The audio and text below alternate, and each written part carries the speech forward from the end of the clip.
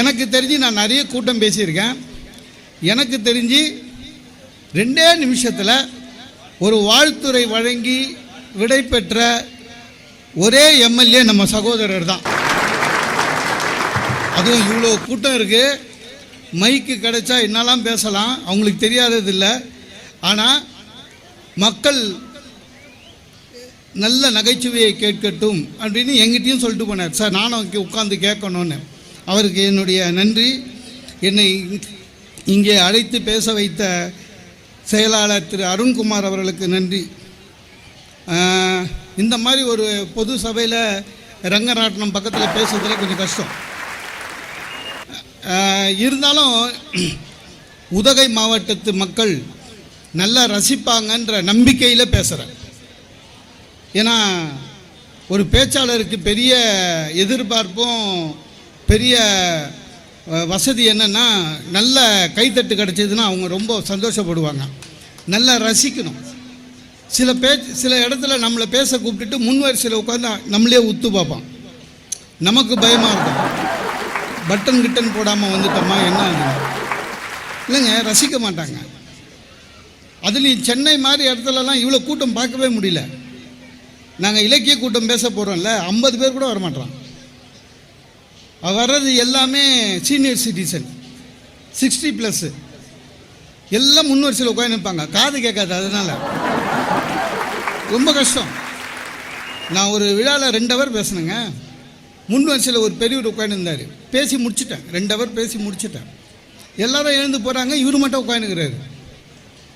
எனக்கே ஆச்சரியமாக இருந்தது. என்ன பேசி முடிச்சுட்டேன், இவர் கிளம்பாமல் உட்காந்து இருக்காரு. நானே அவர்கிட்ட போயிட்டு கேட்டேன், ஐயா கூட்டம் முடிஞ்சிச்சு, எது சொல்கிறதா இருந்தாலும் இந்த பக்கம் வந்து சொல்லுனாரு.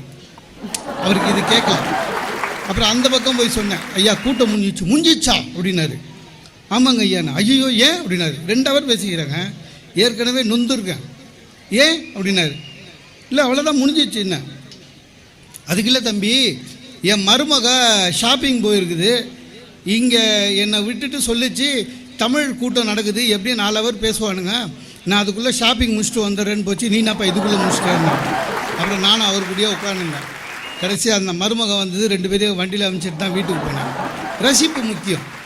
நான் எப்படின்னா கொஞ்சம் புச்சால்தனமாக பண்ணலாமேன்னு எந்த கூட்டத்துக்கு போனாலும் மீதி பின்னால் இருக்கிற கூட்டம் பற்றி கவலை இல்லை.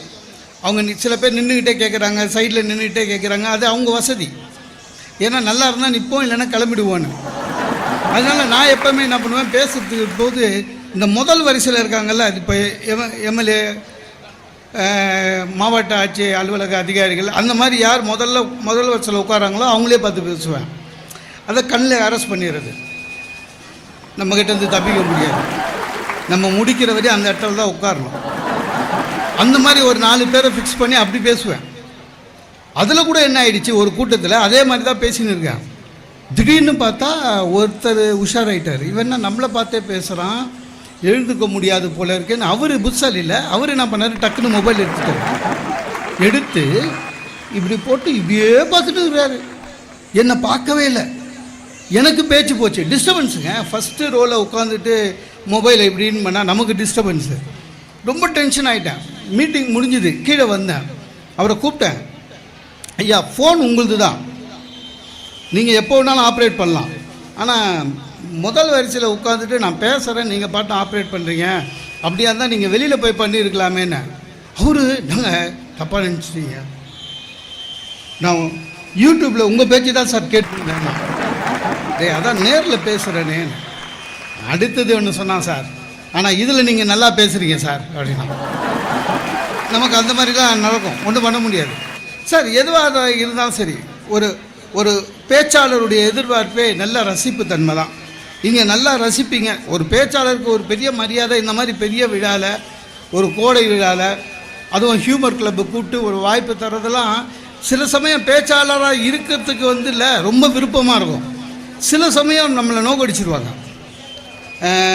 நான் இன்றைக்கி மயிலாப்பூரில் தேங்காய் வாங்கின்னு இருக்கேன். பக்கத்தில் ஒருத்தர் வந்து நின்று என்கிட்ட கேட்டார், சார் நீங்கள் பட்டிமன்றத்தில் தமாஷா பேசுவீங்கள்ல அப்படின்னாரு. ஆமாம் சார். சார் உங்களுக்கு மிமிக்ரி தெரியுமான்னாரு. நான் சொன்னேன் பேச்சே சரியாக வரல. இல்லை என்ன மிமிக்ரின்னு சார் தெரியலையே சார், மிமிக்ரி எனக்கு தெரியாது என்ன ஏன் சார் அப்படின்னா, இல்லை இல்லை மிமிக்ரி எனக்கு பிடிக்கும் அப்படின்னாரு.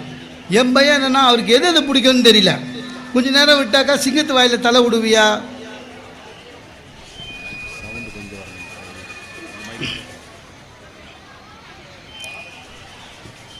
இல்லை சவுண்டு சரியாக கேட்கலன்னு, இந்த பேச்சு நடுவில் துண்டு சீட்டு வச்சா சீக்கிரம் முடித்து கொள்ளவும் அர்த்தம். நம்ம எம்எல்ஏக்கு தெரியும். 5 நிமிஷம் தான் ஆச்சு, இதுக்குள்ளே சீட்டு வருதுன்னு பார்த்தேன், சத்தம் கேட்கலையாம். அந்த மாதிரி எனக்கு என்ன பையனா, இவர் சிங்கத்து வாயில் தலை விடுவியா, கம்பி மேலே நடப்பியான்னு கேட்பாருன்னு பயம். சில இடத்துல நம்மளுக்கு மரியாதை அதிகமாக இருக்கும், சில இடத்துல மரியாதையே கஷ்டமாக இருக்கும். இந்த செலிப்ரிட்டிஸுக்கெலாம் அது தெரியும். நான் எப்போவுமேங்க எந்த ஊருக்கு போனாலும் ட்ரெயினுக்கு போகும்போது மட்டும் 1/2 hour முன்னால் ஸ்டேஷனுக்கு போயிடுவேன். அது என்னோடய பழக்கம். ஏன்னா ட்ரெயின் லேட்டாக வந்தால் கூட பரவாயில்ல, நான் 1/2 hourக்கு முன்னால் போயிடுவேன். அது நம்ம கொள்கை. ஏன்னா ஏதாவது மிஸ் ஆச்சு வச்சிங்களேன், மொத்த பிளானும் போயிடும். அதனால் ஒரு ஊரில் பேசிட்டு சென்னைக்கு திரும்பத்துக்காக ஸ்டேஷன் உள்ளே போனேன். ரயில்வே ஸ்டேஷனில் போய் பிளாட்ஃபார்மில் நடந்துக்கிட்டே இருக்கேன். திடீர்னு ஒருத்தர் என் கையை பிடிச்சார். சார் மோனசுந்தரம் தானே அப்படின்னா. ராமாண்ண. ஐயோ சார் உங்கள் பேச்சு எனக்கு ரொம்ப பிடிக்கும். நான் சப் இன்ஸ்பெக்டர்னாரு. நல்லது சார். மப்டியில் இருந்தார். நல்லது சார். என்ன நல்லதுன்றீங்க, எந்த ட்ரெயின் அப்படின்னாரு. தெரியாமல் ட்ரெயின் பேர் சொல்லிட்டேன் சார். அது இருக்குது இன்னும் 1/2 hourக்கு, வாங்க பேசினுங்களாம்னு உள்ளே கூப்பிட்றாரு. எங்கே? போலீஸ் ஸ்டேஷன் உள்ள. அதாவது நம்ம வாழ்க்கையில் எங்கே போகக்கூடாதுன்னு நினச்சோமோ அந்த இடம். இந்த பிளாட்ஃபார்மில் எல்லா ஸ்டேஷன்லையும் போலீஸ் ஸ்டேஷன் இருக்கும்ல, அது உள்ள. வேறு வழி இல்லை, வாங்க சார். நானும் அந்த நீங்களும் நானும் ஏறாமல் அந்த வண்டி போகாது சார், எனக்கு டியூட்டி அதில் தான், வாங்க அப்படின்னாரு. உள்ளே போனால் சேர் இல்லைங்க, பெஞ்சில் என்னை உட்கார வச்சுட்டு இருங்க நான் ட்ரெஸ் மாற்றின்னு வரேன்னு உள்ளே போயிட்டார். திரும்பி பார்க்குறேன், பெஞ்சில் அந்த ஓரத்தில் ஒரு பையன் உட்காந்துக்கிறான் லுங்கி கட்டின்னு. என்னை பார்த்து சிரித்தான், நான் அவனை பார்த்து சிரித்தேன். அவன் என்ன கேட்டான், என்ன கேஸு அப்படின்னா.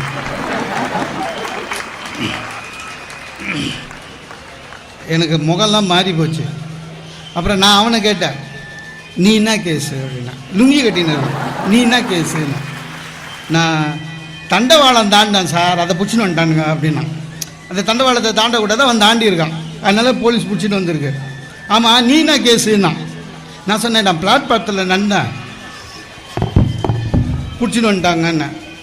பிளாட்பாரத்தில் நடக்கிறது கூட இப்போ பிடிக்கிறானுங்கன்னு அவன். அதுக்குள்ளே நம்ம எஸ்ஐயில் வந்துட்டாங்க யூனிஃபார்ம் போட்டுக்கிட்டு. வந்து பேசினுக்கிறோம். சட்டுன்னு எஸ்ஐ என்ன பண்ணார், அந்த பையனை பார்த்து, இனிமேல் தண்டவாளத்தில் நடந்தால் உதைப்பேன் போ அப்படின்ட்டார். ஒன்றும் அல்ல போ அமுச்சிட்டாரு.